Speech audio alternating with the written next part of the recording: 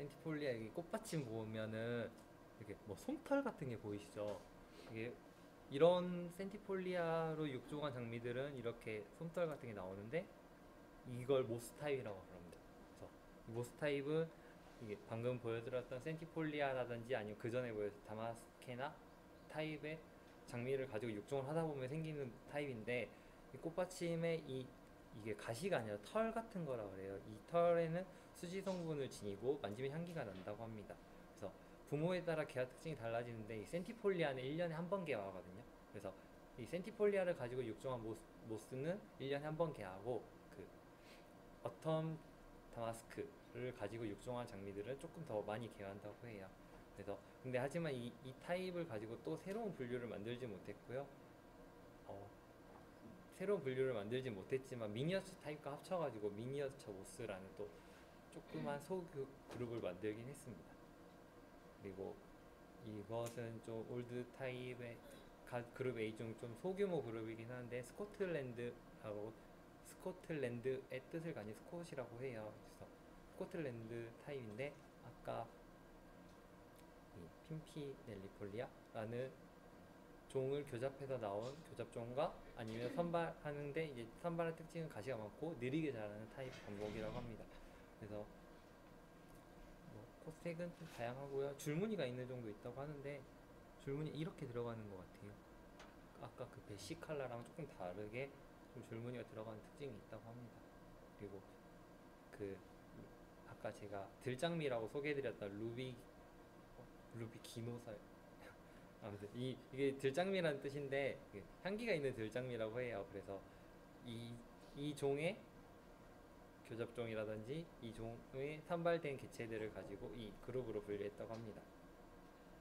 이렇게 그룹 A가 끝났고요. 그룹 B로 들어가게 되면 이 차이나와 T라는 것을 좀 주의 있게 봐주셔야 되는데 이 장미들이 들어오고부터 이 장미들과 기존의 유럽 종들을 교잡을 하려고 시도를 굉장히 많이 해요. 그래서 이때부터는 1년에 2번 이상 개화하는 장미들이 조금씩 나타나기 시작하거든요. 그래서 그룹 B를 발표를 시작하도록 하겠습니다. 포틀랜드라는 장미인데 이제 그 유럽 중국 종들이 들어오기 시작하면서 유럽에 있는 정원사들이 자기네 장미와 중국의 장미를 교잡을 하기 시작합니다. 그래서 시넨시스의 특징이 많이 나타나서 이것은 분명히 유럽종과 시넨시스 장미의 교잡종일 것이다 라고 했는데 초기의 포틀랜드들의 유전자 분석을 했는데 초기 포틀랜드라 분류했던 장미들에는 근데 유럽 유전자가 나타나지 않았어요. 그래서 조금 특이한데 그 이후에는 좀 많이 교잡이 된 것 같아요. 그래서 아까 그 그룹 A에 있던 장미들과 많이 교잡을 했고요. 이 시넨시스와 첫 번째로 개화하는 장미 이게 그 책마다 달라요. 책마다 자료마다 달라요. 뭐 그래서 계속 이 단어가 나왔는데 이게 첫 번째가 뭔지 정확히 잘 모르겠어요. 그래서 주로 여름에 개화하고 이 간헐적 개화잖아요. 그러니까 계속 자기네들이 첫 번째로 그 리모넌트 하다는 특징을 가지는 것은 우리는 가을에도 완벽하게 개화를 한다라고 하면 계속 자기들 첫 번째로 우기더라고요. 이 단어가 계속 첫 번째가 나오겠지만 이거 그냥 감안해 주시고 들어주시기 바랍니다. 이것은 이 장미 이름은 포틀랜드 공작 부인을 기르기 위해서 이런 이름을 썼다고 합니다. 네. 그리고 정원 장미 역사에 중요한 차이나 타입의 장미인데요. 이 차이나는 로사 치네시스라는 종을 기반으로 하는데 아시아에서 굉장히 오래됐지만 유럽에서는 18세기부터 재배됐다 그래요. 18세기가 이렇게 쓰면 저는 정확히 뭔지 모르겠다고 그래서 찾아보니까 18세기가 그 산업혁명과 자본주의가 발달하는 그 시기라고 합니다. 그래서 얼마 안 돼, 생각보다 얼마 안 되겠죠. 그래서 유럽종과 차이나 타입의 장미를 비교하며 향기가 비교적 없어요. 그리고 장가지가 많고 이 차이나 타입은 추위에 약해요. 그래서 추위에 약하고 하지만 이 특징, 그러니까 여름부터 늦가을까지 반복적으로 개화하는 특징이 있고 꽃이 좀 햇볕에 타긴 한데 이 타입은 꽃이 개화한 다음에 보통 꽃잎이 이렇게 바래지거든요. 보통 바래지죠. 꽃잎이 바래진다고 하는데 이 차이나 타입은 꽃이 진해진다 그래요. 그래서 이 몇 가지 특징 때문에 이 차이나 타입을 유럽 사람들이 좀 흥미롭게 봤을 거라고 생각합니다. 이 차이나 타입과 T 타입이 굉장히 비슷한데 꽃이 크고 이 꽃줄기 화경이라고 부르는 부분이 되게 약해요. 그래가지고 꽃이 이렇게 좀 처지는 경향이 있거든요. 이 그래서 지나다니시다가 좀 꽃이 처진다 그러고 아 쟤는 좀 차이나 그 중국종의 피가 좀 많이 섞여 있구나라고 생각하시면 될 것 같아요.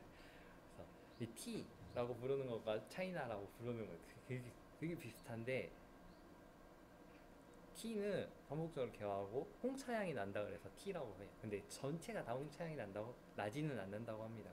차이나 타입처럼 꽃줄기가 굉장히 꽃줄기가 좀 약해서 꽃이 처지는데 그 이제 재배 중국 장미가 막 들어오기 시작하면서 재배자들 그 너서리맨들이 T 타입과 차이나 타입을 나누기 시작했는데 그들이 나눈 타입은 이렇다고 합니다.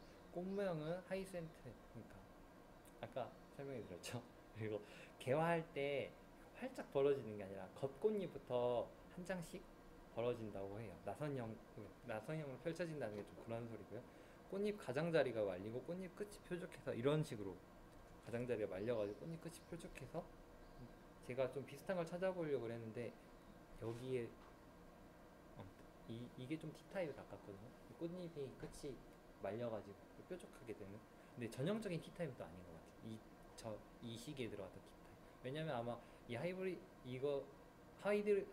T로 추정이 되는데 T와 다른 게 섞였으니까 이렇게 모양은 안 나오겠죠.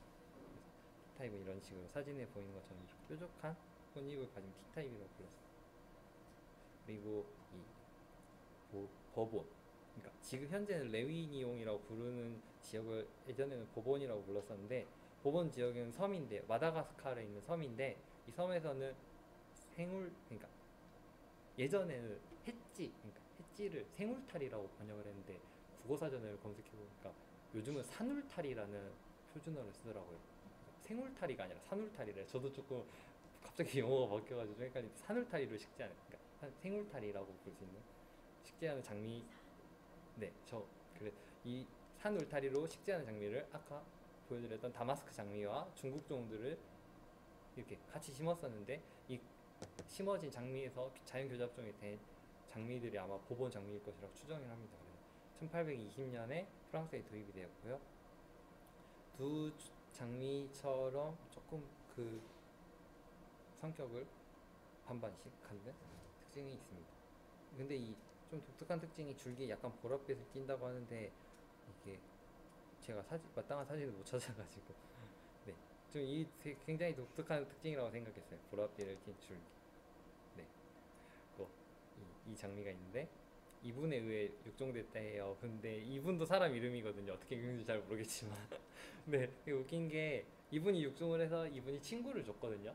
근데 그 친구의 동생인가 형이 그 자기 가족의 이름을 따가지고 품종을 등록을 한 거예요.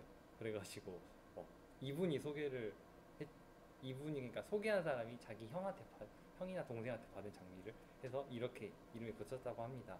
그래서 이분이 육종을 했기 때문에 정확한 육종 기록이 있고요. 이 특징은 많은 꽃들이 한 번에 이렇게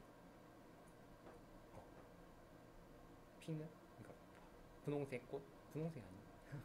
그래서 이게 작고 많이 개화를 하는데 그래서 T타입의 큰 꽃들과 개화를 해가지고 꽃이 커지고 무리가 작아지는 꽃을 만들긴 했는데 T타입의 특징이 추위에 약하다 그랬잖아요. 그래서 추위에 약한 특징이 있어서 T타입과 교잡도 많이 이루어졌다고 합니다. 색은 좀 다양하게 있는 것 같아요. 근데 굉장히 좀 왕성하게 자라고 꽃을 많이 피는 타입의 장미라고 볼 수 있습니다. 그리고 그러니까 하이브리드 T를 만든 장미 교잡이 T타입과 이 장미를 교잡한 거예요. 근데 이 퍼페튜얼이라는 뜻은 끊임없이 피고 지는이라는 뜻이 있는데 이것은 오해의 소지가 있는 이름입니다. 왜냐하면 리모넌트 그러니까 두 번 피는 장미들을 말하려고 한 거였는데 이름이 좀 잘못 명명된 거였고요. 리모넌트를 얻기 위한 노력은 굉장히 많이 됐었는데 리모넌트 자체가 열성 유전자라서 리모넌트를 얻기가 쉽지 않았고요. 기존에 만들어졌던 교잡종들, 그러니까 방금 전에 소개해드렸던 것들은 이게 첫 번째라고 말하는 또 다른 장미인데 기존의 교잡종들은 리모노트 완벽하지 않았다 그래요. 가을에 안 피어버리거나 피지만 되게 이상하게 산발적으로 막 몇 개만 피거나 하지만 이 장미들은 조금 더 그 기존의 장미보다는 조금 리모노트 성격이 강하다 그래요. 그래서 리모넌트 장미를 얻기 위해 계속 리모넌트 형질을 가지고 있는 장미들을 교잡하거나 차이나와 T타입, 그러니까 원래 리모넌트 성격이 있는 애들을 교잡을 해서 막 이것저것 교잡을 하려고 이 장미들을 만들었다 그래서 결과적으로 여러 지금까지 소개해드렸던 타입의 장미들이 다 조금씩 조금씩 섞여가지고 결과적으로 이 장미는 무엇으로 뭐 어떤 유전자가 들어있는지 정확히 알 수는 없다 그럽니다. 근데 이제 북부 유럽, 그러니까 전체 유럽이 아니라 북부 유럽에서 큰 인기를 얻었는데 이유는 차이나 타입과 T 타입은 추위에 약한데 북쪽은 춥잖아요. 근데 북쪽의 추위를 버틸 수 있는 타입이었다 그래서 북부 유럽 쪽에서 인기를 얻었고요. 근데 이제 꽃이 두 번 피는 것은 좋은데 다른 것들이 좀 별로 없었다 그래요. 이게 푸얼리라고 쓰더라고요. 제가 번역을 어떻게 해야 되는지 몰라가지고 네, 꽃 색도 다양하지 않았고요. 뭐 처음에는 뭐 예쁘다고 그랬는데 이제 이 하이브리드 퍼페추얼과 티를 합쳐서 만든 게 하이브리드 티예요. 하이브리드 티는 이제 엄청 잘 피잖아요. 봄에도 예쁘게 피고 가을에도 예쁘게 피는데 그거 자기의 자손들보다 꽃 여름 가을에 꽃이 봄처럼 예쁘게 피지 않았기 때문에 이제 하이브리드 티 때문에 묻힌 장미라고 보시면 됩니다. 그리고 머스크라는 장미가 있는데 아까 모스차타라는 뜻의 장미가 이게 만약에 모스차타라면 이게 머스크 로즈라고 부르는데 이름과 다르게 이 멀티플로라가 더 강하게 나타나요. 멀티플로라는 우리나라 찔레 아시죠? 찔레, 그러니까 보시면 좀 찔레처럼, 그러니까 이름과 좀 다른, 역시 이름과 좀 다른데 찔레의 특징을 많이 가지고 있어요. 병에도 강하고 개화도 많이 하고 꽃도 무리져서 피고 이 머스크라는 뜻이 사양이래요. 그래서 사양향도 나지만 찔레처럼 줄기가 느슨해서 아치 모양으로 되고 이제 좀 독특하게 찔레는 가시가 많은데 가시가 별로 없다 그래요.